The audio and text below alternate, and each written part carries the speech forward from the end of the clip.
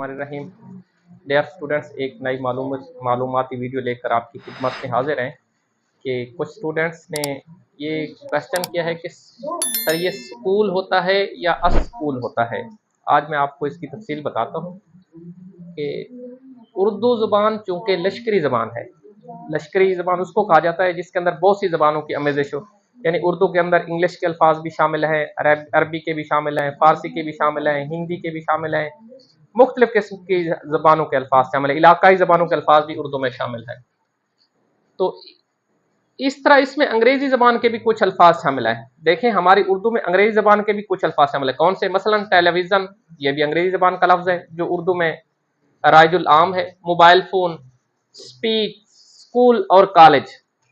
अब हम देखते हैं कि अगर कोई लफ्ज़ अंग्रेज़ी का हो, जब वो उर्दू में आता है तो उसका बेहतरीन तलफ़्फ़ुज़ कौन सा बनता है। उर्दू ज़बान की ये खासियत है कि उर्दू ज़बान का कोई लफ्ज़ साकिन हर्फ से शुरू नहीं होगा। साकिन की मैं आपको मिसाल बताता हूँ, जैसा कि ये हमारे पास एक लफ्ज़ है,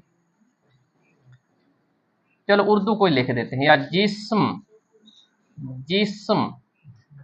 अब ये जीम के नीचे ज़ेर है, ये सीन के ऊपर है जाज़म, ये आखिरी हरूफ पे के ऊपर भी जाज़म है। उर्दू का कोई लफ्ज़ साकिन हर्फ से नहीं शुरू होगा। एक और मिसाल भी देख लेते हैं। उर्दू, अलिफ के ऊपर पेश, रे के ऊपर जाज़म, दाल के ऊपर पेश, वाव के ऊपर जाज़म। उर्दू ज़बान का कोई लफ्ज़ साकिन हर्फ से नहीं शुरू होगा। साकिन से मुराद जाज़म वाले हर्फ से उर्दू का कोई लफ्ज़ शुरू नहीं होता, और ना ही मुतहर्रिक लफ्ज़ पे खत्म होगा। और मुतहर्रिक कौन सा होता है? मुतहर्रिक वो होता है जिस पर ज़बर, ज़ेर और पेश हो। यानी मैं यहां लिख देता हूं, मुतहर्रिक, ज़बर, ज़ेर और पेश वाला। जो मुतहर्रिक लफ्ज़ होता है वो ज़बर, ज़ेर और पेश वाला होता है। उर्दू ज़बान का कोई लफ्ज़ साकिन हर्फ से नहीं शुरू होता और ना मुतहर्रिक लफ्ज़ पे हर्फ पे खत्म होता है। यानी कि जिस्म के ऊपर, मीम के ऊपर पेश नहीं आ सकता, ज़बर भी नहीं आ सकती, ज़ेर भी नहीं आ सकती। ये मीम पे हर हाल में जज़्म आएगी, और पहले हर्फ पे या तो ज़बर आएगी, या ज़ेर आएगी, या पेश आएगा। बल्कि उर्दू का लफ्ज़ मुतहर्रिक हर्फ से शुरू होता है और साकिन हर्फ पर इख्तिताम पजीर होता है। अंग्रेजी का लफ्ज़ साकिन हर्फ से शुरू हो सकता है।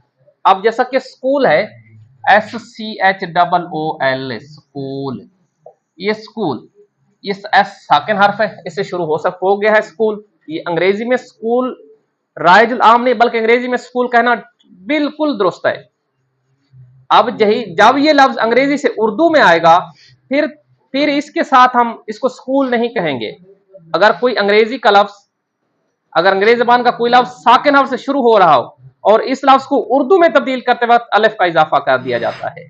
देखिए, अब स्कूल है, ये एस तो साकिन, सीन तो साकिन है, लेकिन ये सीन से अल्फाज अंग्रेजी का साकिन है।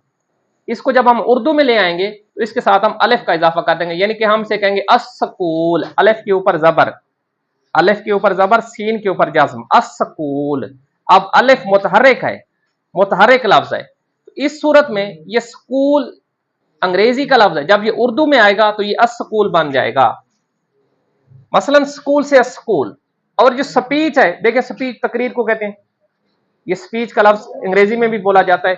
जब ये उर्दू के अंदर राइज होगा फिर स्पीच बन जाएगा, स्पीच। इस तरह स्टेशन का लफ्ज़ अक्सर बोला जाता है कि फलां स्टेशन पे हम रुक गए।